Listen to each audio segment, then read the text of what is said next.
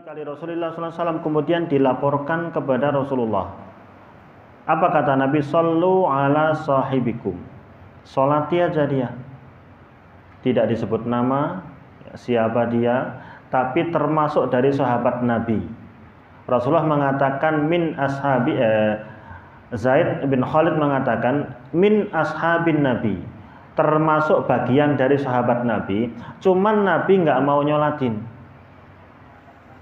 Tapi beliau memerintahkan sallu ala sahibikum, menunjukkan sekalipun Nabi prinsipnya dia tidak menyolatkan, tapi perintah beliau ini menunjukkan apa? Disyariatkan.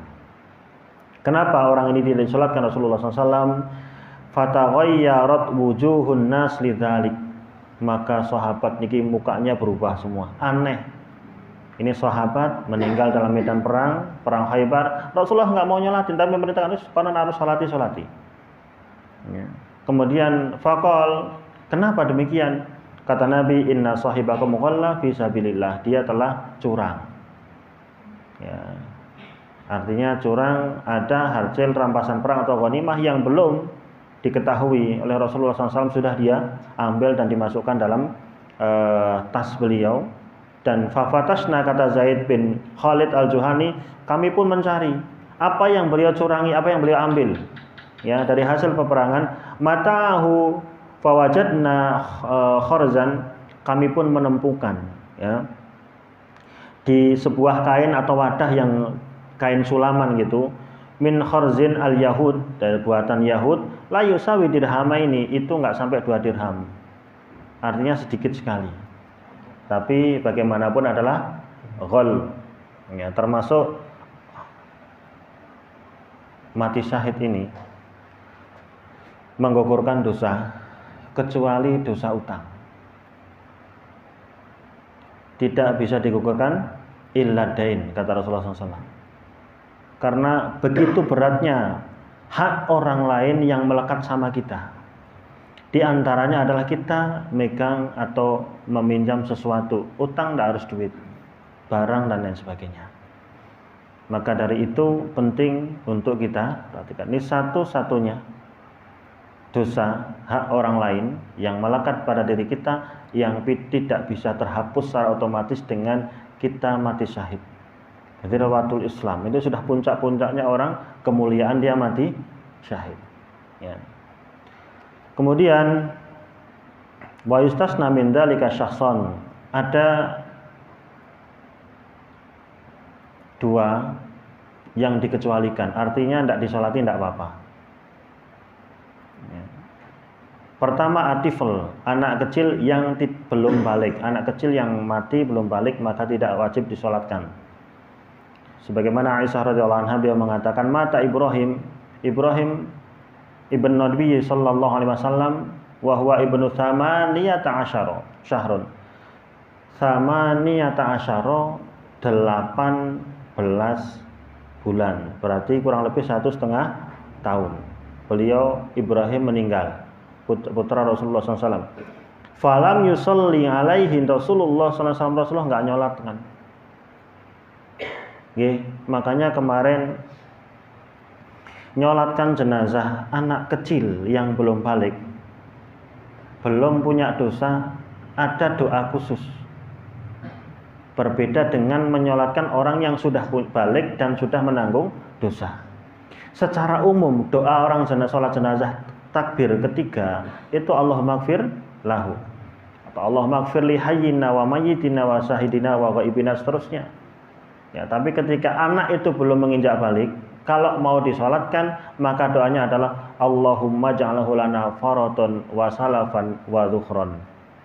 Ya Allah, jadikan dia pendahulu ya, dan berakibat baik kepada yang didahulu, yaitu keluarganya. Meninggalnya anak tadi adalah tanda baik bagi orang tuanya, utamanya adalah ibu. Perdebatan para ulama, kenapa doanya kalau dia Allahumma gfir lahu, anak yang belum balik, belum menanggung dosa, kenapa kita doakan Allahumma gfir lahu, ya Allah ampuni dia?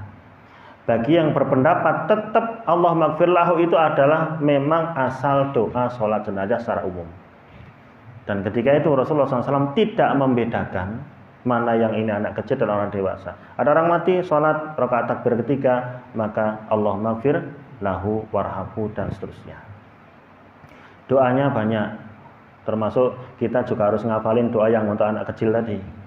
Allahumma ja'alhu lana faraton wa salafan wa dhukhron, dan lafadznya bolak-balik redaksinya sama maknanya, tapi itu silahkan dibuka minimal dalam kitab Hisnul Muslim ya, atau kumpulan doa Wahaf Al-Qahtani, itu bagus.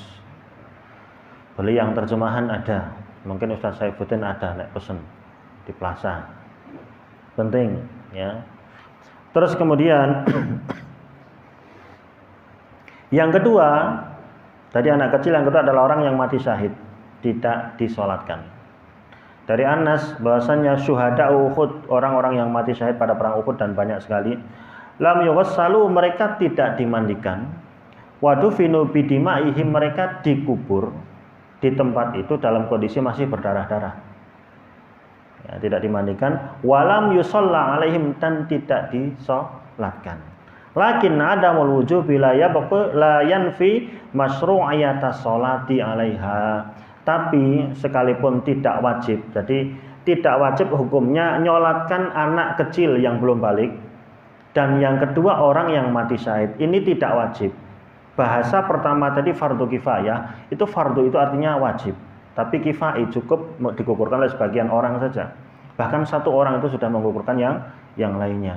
Tapi tidak menafikan untuk disyariatkan, jadi tetap disyariatkan, tetap enten syariatnya. Maksudnya namanya syariah niku tetap ada perintahnya, tetap ada tuntunannya, ada anjurannya, tapi hukumnya tidak wajib untuk dua orang tadi, yaitu anak kecil yang belum balik dan yang kedua orang yang mati syahid.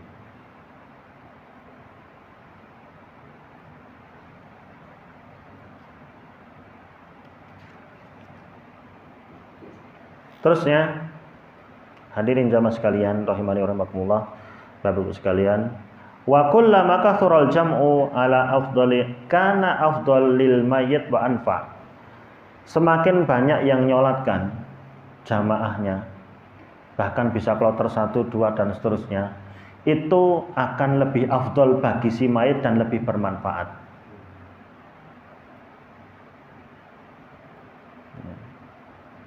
Nabi sudah mengarahkan mamin mayit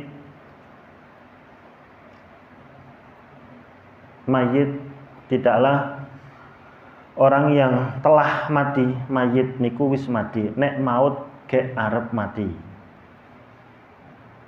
Mayitun itu orang yang sudah mati. Kalau kita nyolatkan bukan nyolatkan maut, tapi nyolatkan mayit. Nggih. Maka kalau sudah mayit disolatkan, didoakan, bukan ditalkin. Perintah talkin, lakinu mautakum la ilaha illallah. Orang supaya ditalkin dengan kalimat la ilaha illallah, Nabi menyebutkan mautakum, maut. Berarti sekaratul maut. Lah kalau sudah mayit, berarti sudah nggak ada ruhnya, nggak bernyawa, tinggal disolatkan atau didoakan. Talqin itu tidak memperdengarkan, tapi apa? Menuntun untuk dia ikut mengucapkan kalimat la ilaha illallah. Tusalli alaihi ummatun minal muslimin. Tidaklah seorang meninggal atau mayit yang nyolatkan itu banyak dari kalangan umat muslim. Ya belughu nami'atan, sampai mencapai 100 orang. Kulluhum yashfa'una lahu, semuanya itu mendoakan untuk dia. Yashfa'un itu syafaat. Apa pengertian syafaat itu apa? Su'alul khair lil khair. Minta kebaikan sama Allah supaya diberikan sama orang tertentu. Ketika Rasulullah SAW diperintahkan nanti dihadap di bawah arsy, fashfa' tu syafa', minta syafaat sama Allah akan diberikan syafaat. Kebaikan itu akan diberikan kepada siapa? Dibagikan kepada seluruh umat Rasulullah SAW. Ini senjata Nabi yang paling diharapkan kepada semua kita. Mari kita salat sama Nabi, seseorang yang kita antu-antu syafaatipun, yang kita tunggu-tunggu syafaatnya nanti hari kiamat, itu yang paling diandalkan oleh Rasulullah SAW untuk membela untuk menyelamatkan umat beliau. Rasulullah sallallahu alaihi wasallam sampai beliau nanti di bawah arsy minta syafaat sama Allah untuk dibagikan kepada seluruh umatnya, termasuk kebagian siapa? Orang kafir. Abu Thalib, paman beliau. Kebagian, cuman diringankan. Kalau yang lain masuk ke jahanam, jurang yang di bawah neraka, ini cuman di tepi. Tapi setiap kali kakinya niki nempel, ghalla dimahu. Niki apa? Otaknya langsung mendidih. Dan itu sepanjang masa, nggak ada putusnya. Syafaat jenisnya 8, di antaranya adalah keringanan khusus untuk paman beliau yang selalu semasa hidup Nabi, semasa hidup Abu Thalib menjadi tameng untuk Rasulullah sallallahu alaihi wasallam. Dia juga kebagian itu. Ya. Ada yang di bagian ditingkatkan amalannya, ditingkatkan kenikmatannya, diampuni dosanya. Semuanya itu ada 8 macam syafaat. Sampai berapa? Jadi kalau sudah sampai 100 itu sudah ummatun, sudah banyak. Ya. Bahkan ada yang mengatakan 1 orang sholat 100 kali. Mungkin 10 orang sholat masing-masing 10 kali. Itu hitungannya. Ya. Tapi jumlah umat di sini sampai berapa? Kata Rasulullah sampai 100 kali. Kulluhum yashfa'un. Semuanya minta kebaikan kepada Allah Subhanahu wa taala supaya diberikan kepada mayat tersebut. Illa syufi'u fih, pasti diberi atau dikabulkan. Ukurannya segitu. Ya. Qubilat syafa'atuhum wa du'auhum, pasti diterima doa dan syafaatnya, diberikan sama Allah Subhanahu wa taala. Syaratnya kali. 1, ikhlas. 2, tidak pernah menyekutukan Allah sing salat itu. Tidak pernah berbuat syirik, termasuk syirik kecil. Atau syirkun khafi, ini yang paling sering menjangkiti umat. Nabi paling takut umat ini terjangkit akhwafu ma akhafu ala ummati syirkul asghar.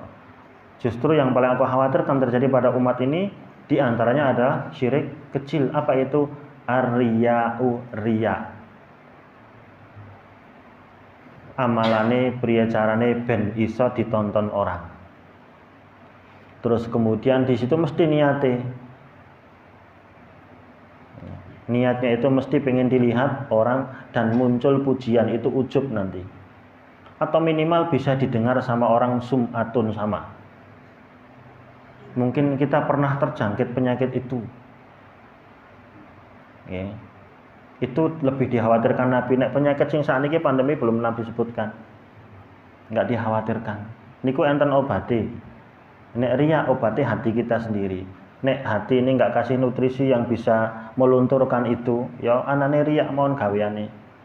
Riya kepada siapa saja, termasuk di rumah kita. Kita pengen sembunyi ibadah di dalam rumah kita, ada anak, ada istri, ada orang tua atau mungkin mertua. Ya. Bisa kita. Ya, tapi nek niatnya orang berbuat baik supaya ditiru kebaikannya, itu tidak riya. Bahkan ada riya yang dianjurkan. Kenapa? Berpenampilan rapi, termasuk Idul Adha, Idul Fitri. Niku kon riya. Maksudnya apa? Tampilkan kalian, nampakkan, perlihatkan baju baru, sandal baru, jilbab baru. Dan saling memberikan hadiah. Nek saniki nggih THR. Niki orang main tradisi wong Jawa, wong Indonesia bukan. Sahabat Umar bin Khattab pernah ngasih THR sama Nabi.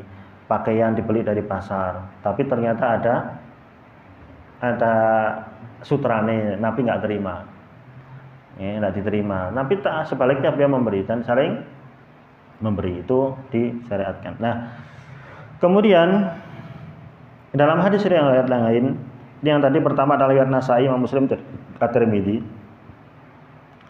Dalam riwayat yang lain, Sahih Muslim disebutkan, ma min rajulin muslimin yamut, tidaklah seorang itu meninggal, dari seorang muslim itu meninggal, fayaqumu ala jinazatin arba'una rajulan, kemudian yang nyolatkan itu sampai 40 orang, la yusyrikuna billahi syai'an illa syafa'ahumullahu fi.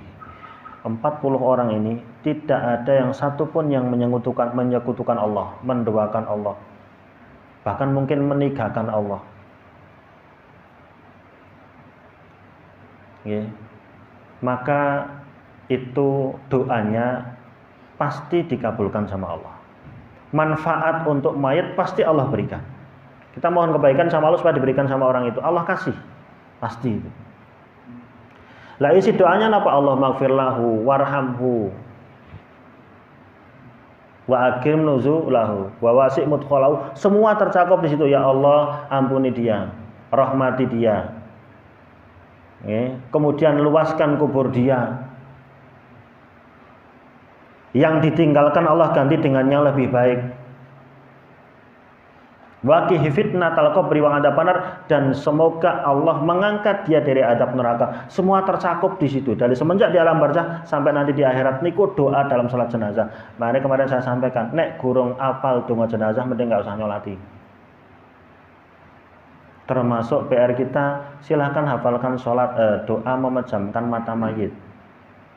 Bagaimana kalau mayit itu kita jumpai dia itu sudah memejamkan mata, ya tetap kita usap mukanya, wajahnya, kemudian kita doakan. Allahumma gfirli, sebut nama. Allahumma gfirli Abdullah warfa' darajatahu fil mahdiyin wakhlufu fi aqibi fil ghabirin waghfir lana walahu ya rabbal alamin wafsah lahu fi qabrihi wa nawwir lahu fihi. Niku doa untuk memejamkan mata mayit sebelum disolatkan. Dan itu intinya syafaat kita minta kebaikan sama Allah, dan doa itu luar biasa. Kok ngantek ora ketrimo, maka niki yo eman-eman. Itu memang doa. Makanya terjadi silang pendapat di antara para ulama. Kalau ini dibawa kepada mana doa? Rasulullah pernah melakukan di kuburan. Nyolatkan siapa? Penyapu masjid, seorang nenek-nenek. Maka berarti boleh, ini pendapat minoritas, boleh tidak atau tanpa wudhu. Karena sholat jenazah tidak ada proses rukuk sujud. Nek enten rukuk sujudnya ngadep jenazah, kok darani takzim, darani ikram kepada siapa? Jenazah itu. Itu diantara hikmahnya. Ya, makanya ada pendapat minoritas di kalangan para ulama bahwa sholat jenazah tanpa wudhu. Tapi untuk mayoritas ulama, ya, pendapat yang kuat bahwasanya tetap dia pakai wudhu, sebagaimana Abdullah ibn Umar dia mengatakan la yakumur rajul ala jinazatin illa wa huwa thahir. Ini kaul sahabat atau kata dia disebut dengan asar. Asar ini sangat kuat karena menjadi ijma. Semenjak sahabat sampai ulama, mayoritas itu mengatakan tetap sholat jenazah itu secara umum, maka dia tetap berwudhu dulu. Kata sahabat Abdullah bin Umar, jangan sholat jenazah kalau belum berwudhu. Ya, demikian juga Imam Nawawi punya kitab namanya Al-Majmu'. Jadi kumpulan dalam kitab beberapa jilid itu. Kalau dulu yang kita pelajari ini kitabnya cereng ireng nih kok berjilid-jilid. Al-Majmu', kitab Imam Nawawi bermadhab Syafi'iyah. Dia menukil ijma. Nah, ijma itu tidak mungkin ulama sepakat dalam kesalahan, itu kan. Ijma itu berarti dalam kebaikan. Dan itu beliau mengatakan dalam madhab kami secara ijma bahwa sholat jenazah tetap wudhu. Tetap pakai wudhu. Kecuali Ibnu Jarir atau Bari dan Imam Asy-Sya'bi, beliau mengatakan boleh tidak pakai wudhu karena sebagaimana lainnya doa yang lainnya. Itu kan. Nah, makanya kemarin kita sudah sampaikan sholat jenazah itu dibawa kepada makna yang pertama, yaitu makna menurut bahasa. Tapi kalau sholat yang diawali dengan takbir, diakhiri dengan salam, itu sholat menurut istilah yang ada proses rukuk dan sujudnya. Jadi sepakat, berarti besok tidak usah ragu. Sholat jenazah misalkan tetap wudhu. Wis tekan gone, banyu angel, wis lekas sholat aja. Doakan dia supaya menjadi genep orang itu 100 atau bahkan lebih. 40 orang murni semuanya, tidak pernah menyekutukan Allah Subhanahu wa taala, cukup. Ini gambaran banyak. Ya. Maka ini sangat penting, ya, supaya kita memberikan manfaat kepada orang lain. Kalau kita tidak bisa datang, apa boleh sholat gaib? Boleh nggak sholat gaib? sepanjang yang dinukil dari kisah Rasulullah SAW sholat gaib ya hanya pada Raja Najasyi, karena di negerinya itu tidak ada yang nyolatkan. Maka Rasulullah SAW an-na'yu ala Najasyi, beliau mengumumkan tentang kematian Raja Najasyi, kemudian mengajak sholat gaib. Sholat gaib menghadapnya kemana? Menghadap ke negeri atau tempat tinggal orang yang itu? Tidak, tetap mengarah ke arah kiblat. Nah, bahwa sholat gaib itu syaratnya satu, ketika tidak ada yang menyolatkan di kampung atau negeri itu satu tempat, maka kita yang lain nyolatkan gaib, dia boleh, bahkan dianjurkan. Bagaimana kalau di sana sudah banyak yang nyolatin, kita boleh nggak sholat gaib? Boleh. Diantaranya pendapat Ibnu Baz rahimahullah dan Syekh Muhammad bin Shalih Al-Utsaimin, dia rahimahumullah mengatakan boleh kalau orang yang mau kita sholatkan gaib itu adalah orang yang memang berjuang untuk Islam. Waktu niku banyak untuk membela Islam, penulis buku, mubalik, tokoh yang di papan, silakan boleh untuk sholat gaib. Tapi hukum asalnya adalah sholat tidak sholat gaib, kecuali kondisi Rasulullah SAW menyolatkan Raja Najasyi tadi.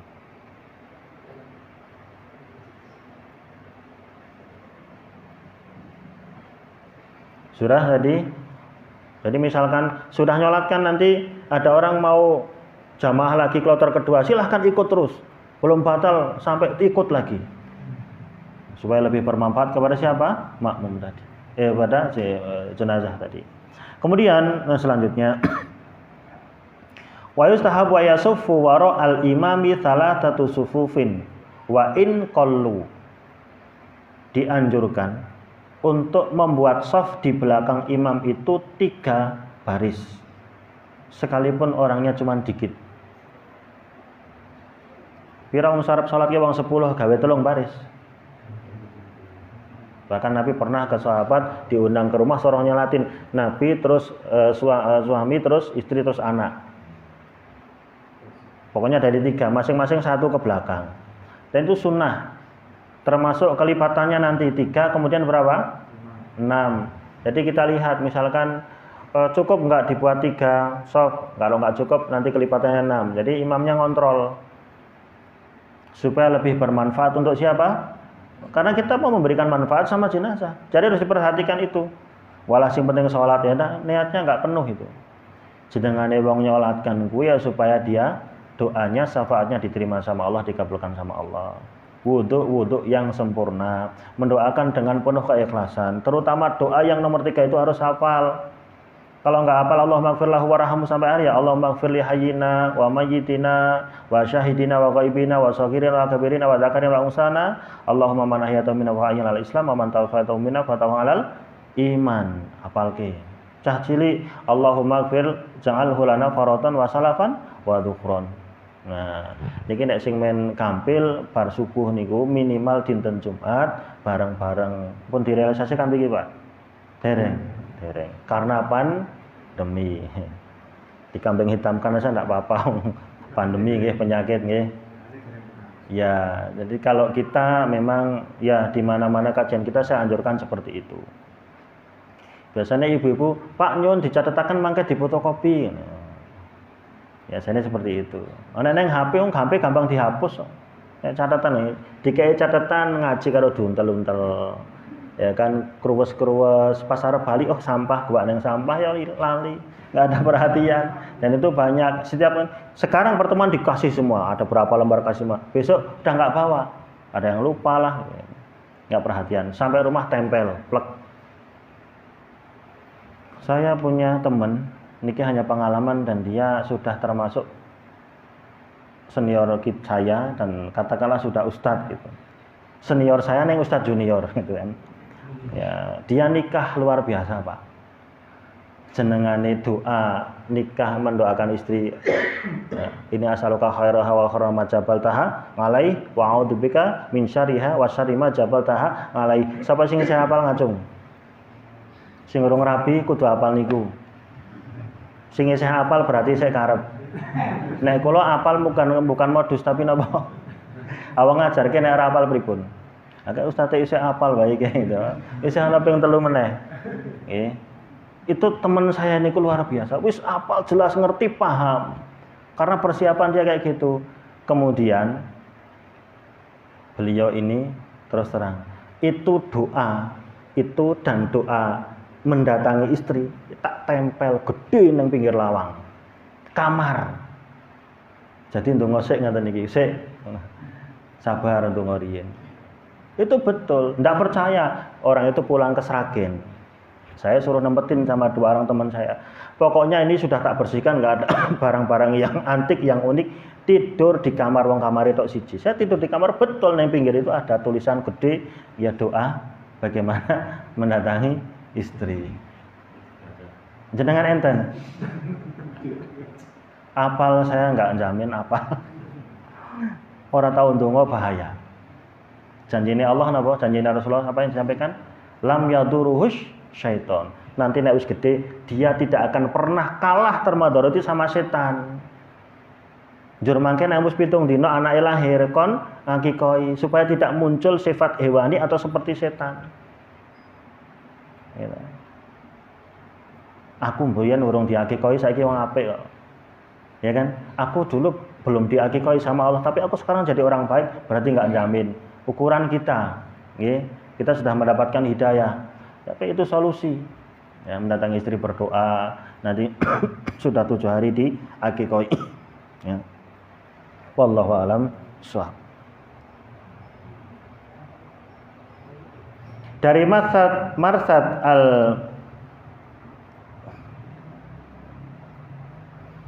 dari Malik bin Hubairah berkata, Rasulullah SAW bersabda, "Ma min mayyitin yamutu wa yusalli alaihi thalathatu sufuf minal muslimin illa aujaba."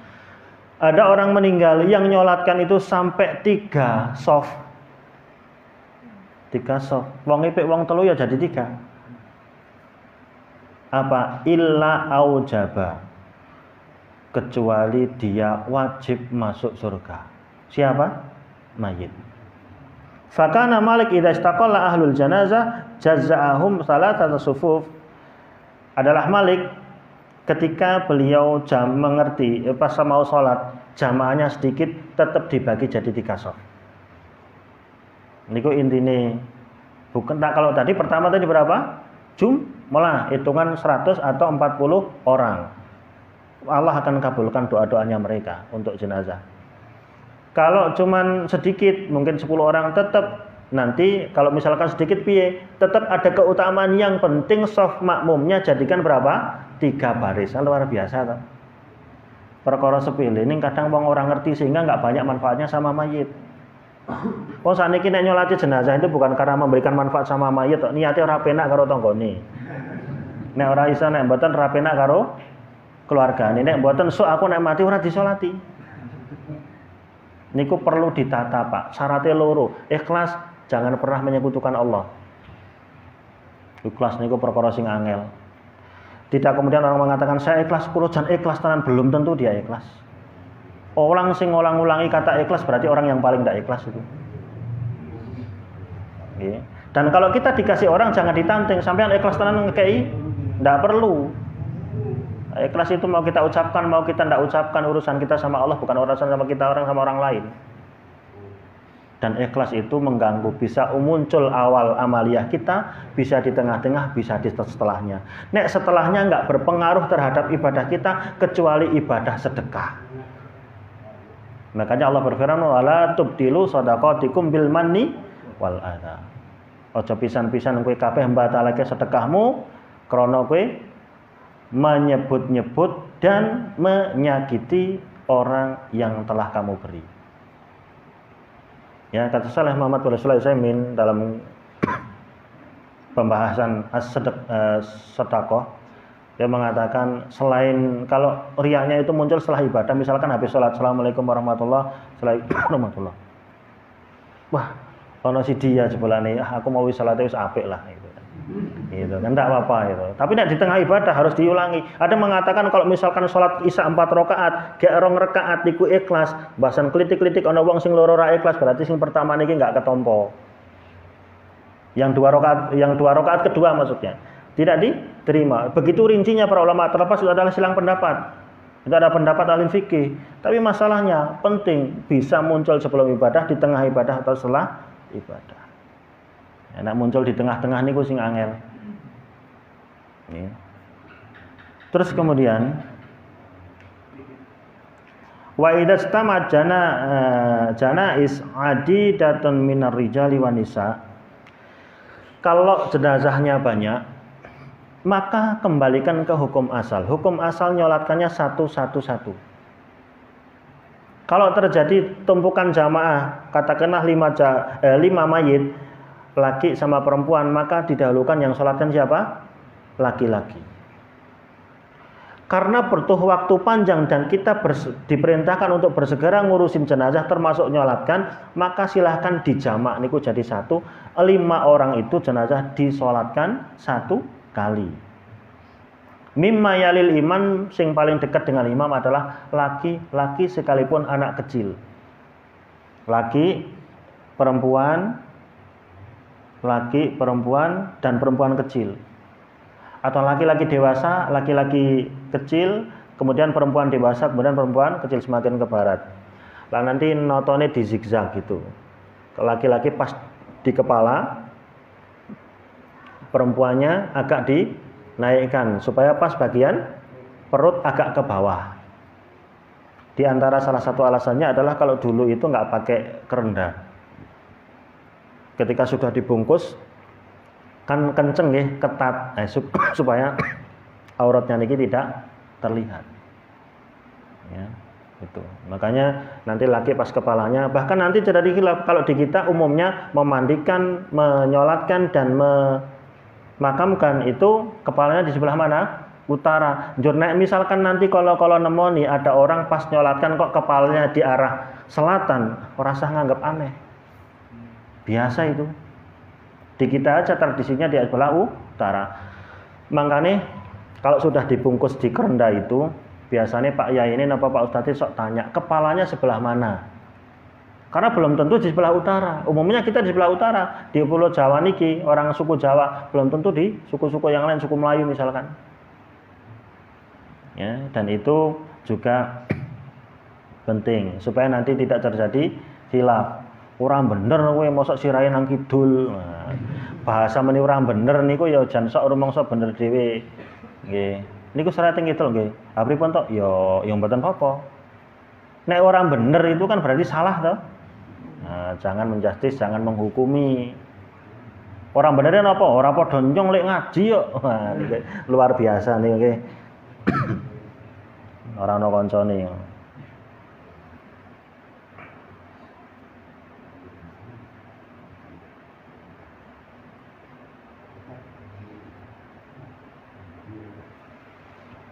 Masih berapa menit? Lama? Tak leren sik jan. Jenengan ajeng takon apa sing urung jelas.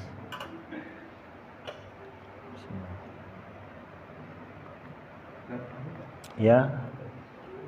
Kembali ke masalah jenazah yang ketika setelah memandikan jenazah itu apakah untuk laki-laki juga disisir atau enggak?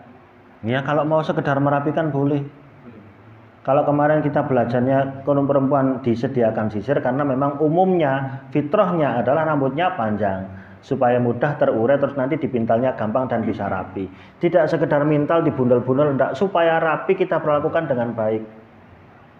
Sampai gambaran kemarin di kuburan saja suruh bantali. Ben enggak cepat rusak. Itu kan hormatnya kita. Itu kan hukum Allah. Allah pengen menghormati jenazah umat Islam dan Allah yang nguburkan. Bagaimana caranya? Wong-wong sing do nguburke jenazah, sing do ngopokoro jenazah sesuai dengan tuntunan wahyu. Itu maksudnya. Kan Allah summa amatahu fa'akbaro. Allah yang mematikan kemudian Allah yang menguburkan. Bagaimana cara Allah menguburkan? Diajarkan kepada umat ini supaya kalian nek ngubur itu sesuai contoh Nabi. Ya, jadi apa namanya? Apa tadi pertanyaannya? Sisir silahkan. Sebelum mandikan kukunya panjang potong, tapi nanti dikumpul ke. Terus nanti ikut di pendem. Oh niku tulang.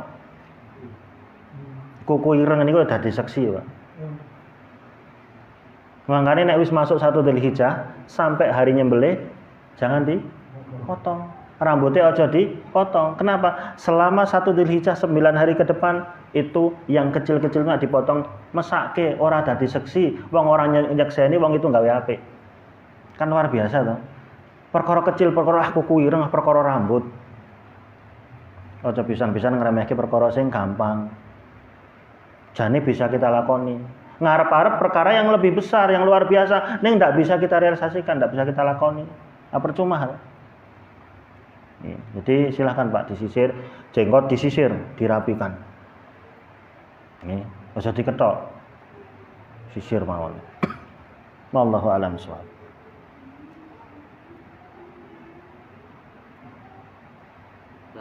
Nggih. Laki-laki yang gondrong misalnya apakah boleh dikepang? Wallahu a'lam. Tetap tidak berlaku, asalnya hanya berlaku salah satu dhafair. 3 kepangan adalah untuk wanita. Ya disisir mawon. Kepang hanya khusus untuk sebagian laki perempuan. Terus ke? Ya. Kalau yang tingginya lebih dari 1 atau banyak itu dari domainnya hukum atau apa? Kenapa? Domainnya kalau yang kita akan. Ya. Gini, redaksi hadis kalau mau kita baca, redaksinya Allah maghfir lahu kan. Laki, perempuan, besar, kecil ya Allah maghfir lahu. Ada yang membolehkan sesuai dengan dhamir untuk jenazah. Kalau jenazahnya perempuan Allah maghfir laha. Kalau banyak Allah maghfir lahum. Warhamhum wa'afi wa'anhum. Wallahu alam. Boleh. Ada yang berpendapat demikian. Oke. Tapi kalau kita kembali ke hukum asal, seperti halnya gini, jadi perdebatan Assalamu ala nabi atau assalamu alaika ayuhan nabi ketika tahiyat. Ya, kalau saya tidak dilupakan Aisyah dan Abdullah bin Abbas, Allahumma gimana? Allahumma sholli ala Muhammad. Gimana? Wassalatu wa thayyibat assalamu alaika ayuhan nabi. Itu kalau diterjemahkan kesejahteraan untukmu wahai nabi ketika nabi masih hidup, karena pakai khitab kamu itu gak gaib. Tapi ketika Nabi wafat diganti assalamu alan nabi, alaikanya hilang. Ini argumentasinya. Bagi yang tetap assalamu alaika ayuhan nabi, kenapa? Karena ketika Nabi mengajarkan itu beliau tidak mengecualikan, kecuali nek aku nanti sudah meninggal diganti dengan assalamu alan nabi. Biasa Pak terjadi seperti itu. Cuman kita berusaha untuk mengambil yang lebih dekat kepada, misalkan lebih ke mayoritas ulama berpendapat itu kita lebih selamat. Ya, seperti tadi misalkan apakah Allah maghfir lahu atau firlaha, Allah maghfir lahum, bisa dipakai semuanya. Sesuai dengan dhamir untuk orang tadi. Laki 1, perempuan 10, tetap Allah maghfir lahum, dominan laki. Nggih. Makanya teng ayat nenten ya ayyuhalladzina amanu sik dipanggil mek wong lanang, tapi mencakup perempuan. Tapi kalau yang dipanggil ya nisa'an nabi berarti khusus perempuan, laki nggak ikut. Itu dhamir. Jadi sisi bahasa itu juga membantu pemahaman yang lurus kita. Nggih. Makanya nek belajar bahasa ke padha karo menempuh separuh ilmu. Jenengan ngaji, jenengan mondok ning ora tau belajar nahwu sorof, sing separuh isih ketinggalan. Nggih, sing separuh isih ketinggalan. Fi'il madhi, ngerti fi'il madhi itu artinya lampau, telah. Lah bagaimana dengan ayat idza qumtum ila shalah, apabila kalian telah salat maka lakukan wudu. Berarti salat saya juga wudu. Karena ngerti ini fi'il madhi artinya lampau. Ya. Nah, nek fi'il madhi kemasukan idza bi makna mudhari. Nek fi'il mudhari kemasukan lam bi makna madhi. Semangat belajar nahwu sorof walaupun kayak vakum sakniki nggih. Niku maksude napa? Dadi mangke nek enten maca kaya niki njur nyambung dhamir ki piye, madhi mudhari ki apa, itu sudah membantu separuh ilmu. Itu jangan ditinggalkan. Sak sregep-sregepe. Ini wong niku nggih kadang-kadang nek teko sing penting melu ngaji, nek orang ngerti ilmu balagha, ilmu bahasa ya kayak gitu. Nganut mawon. Mandi niku napa lampu? Oh berarti wudu sik, salat sik njur wudu. Idza qumtum itu fi'il madhi. ila sholati, kalau setelah sholat faksilu baru wudu. Ya, itu. Lam yalid walam yulad, fi'il mudhari itu artinya sedang dan akan. Lam yalid tidak akan dilahirkan. Itu kalau dalam surah Al-Ikhlas. Walam yulad, dan tidak akan dilahirkan. Ning nak lam masuk ke fi'il mudhari artinya telah, tidak telah yang artinya selama-lamanya enggak mungkin terjadi. Nek lan itu sesuatu yang tidak akan terjadi ke depan, nek lam sesuatu yang tidak mungkin terjadi sebelumnya. Nek la jangan. Jangan apa? Makanya walan tardongang kal yahud pakai lan, lam nun. Selamanya sampai hari kiamat tidak akan mereka rela kecuali mereka itu punya misi apa? Memurtadkan ataupun mengajak kita untuk beragama seperti mereka. Orang aneh, kapanpun itu akan ada. Wong ayatnya lan, bukan lam. Kalau lam berarti telah lampau. Ya, kalau la artinya cuma sekedar jangan, bisa suka terjadi karena itu sekedar apa? Nahyi ataupun larangan ataupun nafiyah, menafikan saja. Wallahu alam bissawab. Itu wis muni ta, Bang? Pun jarine mau saya suwi mumet e. Pun niku mawon wallahu alam kurang lebihnya. Kebenaran semata Allah dan hidayah dari Allah Subhanahu wa taala. Kekurangan dari saya dan astagfirullah. Wonten klenta-klento atur wonten nuju prana wonten manggalih panjenengan saya kula nyuwun pangapunten ingkang kathah. Mangkaten ingkang saged kita aturaken monggo kita tutup kanthi waosan kafaratul majelis. Subhanakallah bihamdik asyhadu an la ilaha illa anta astaghfiruka wa atubu ilaik. Wallahu alam shawab. Assalamualaikum warahmatullahi wabarakatuh.